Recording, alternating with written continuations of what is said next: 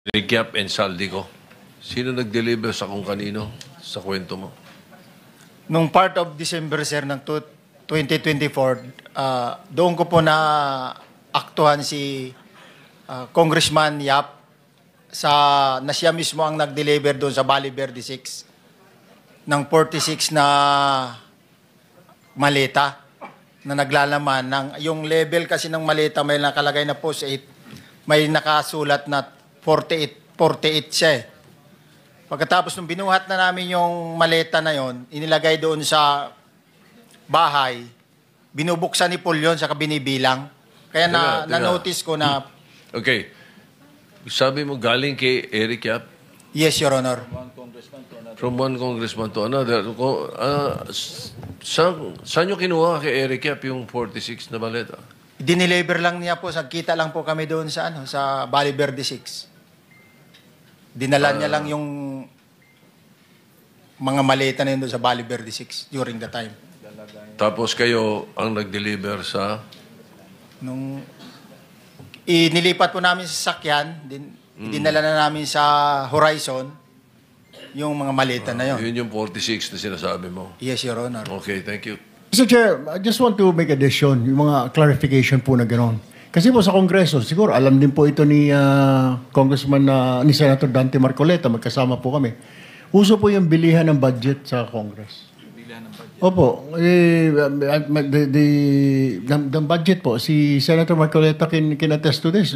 Kaya po minsan paghapon, pagpanoodin nyo po sa TV, paikot-ikot po mga kasamahan namin sa Kongreso, yun pala, lalapitan yung isa, may budget ka ba natitira dyan? Akin na lang.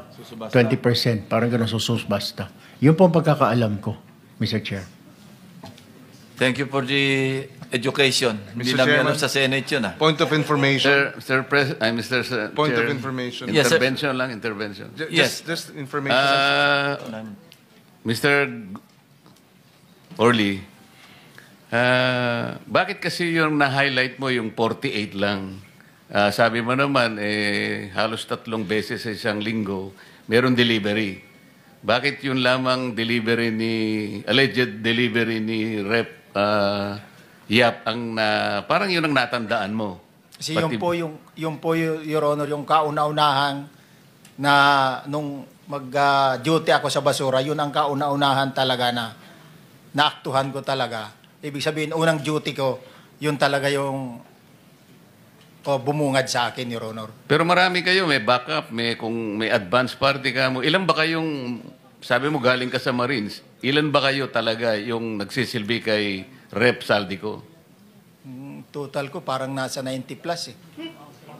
So, kung 90 plus, meron ka bang natatandaan ng mga kasama mo? Mabilis lang, para makita natin na talagang nagsasabi ka na totoo. Sino-sino yung kakilala mo sa Marines? Sa Marines, mayroon. Sila Jubit Bunagan. Sige. Mark Bunagan. Alan Colisio. Maliban sa Marines, meron di bang ibang serbisyo? Halimbawa, police meron?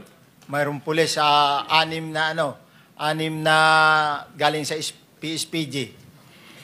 Kung sakasakali, meron nakakarinig sa mga kasama mo at sasabihin nila, mali naman ang sinasabi mo, tumarap sila rito. Kaya mo ba silang harapin? Yes, sir. Salamat po, Mr. Chair. Senator Pangilinan. Yes, yung Eric Yap ba na congressman, yun yung dating chairman ng Appropriations Committee? Tama ba? Wala po akong knowledge regarding sa kanya. Basta Yes, Eric but Yap lang po well, yun. for the record, Eric Yap used to be chairperson of the Appropriations Committee in the House. Point of information. Thank you. Last na lang before we go on break. Anong specific duty assignment mo sa Philippine Marines? Anong unit? Sabi mo, intelligence. Ay, sir, sa MC2 ako dati, sir. Marine Corps Intelligence. Bakit? Authorized ba yung mga Philippine Marines na mag-serve as security escort ng civilians? No, Ang sir. alam ko- Sorry, sir. No, sir. During that time, sir, retire na po ako. Hinar ka bilang retired na Marine personnel. Ay, sir. Okay, thank you. So, Mr. Chair, in connection Sige. doon sa tanong mo, okay. sinabi mo, 90 kayo na security ni Saldico? Most likely, ganun yung bilang, sir. 90? Ay, sir. 90. Ay, sir. Isang kumpanya na yan ng Marines kung tutusin. Yes, sir. Pero 90 is the number. Napakarami. More or less, sir. More or less. Hindi ako exact sa number, but more or less. Talo si Senate President nito. Ilan lang bang gwardiya mo, Sir Senate President? Wala, zero. Ikaw nga ang mismo nagdadrive, no? Wala, basta kasama ko lang si 6 hour, okay na ako. Sige, thank you, Mr. Chair. Thank you. So, we go on break and then we come back at 2 p.m. Is that okay with the members? 2 p.m. And then, Mr. Chair, hindi pa ako tapos. Mayroon pa Hindi akong... pa pala. Mamaya po. Mamaya na. Mamaya na lang, Resume po ako. pag-resume natin. Sige, i-continue. You will have your fresh 7 minutes pagbalik natin. Thank you. See you at 2 p.m.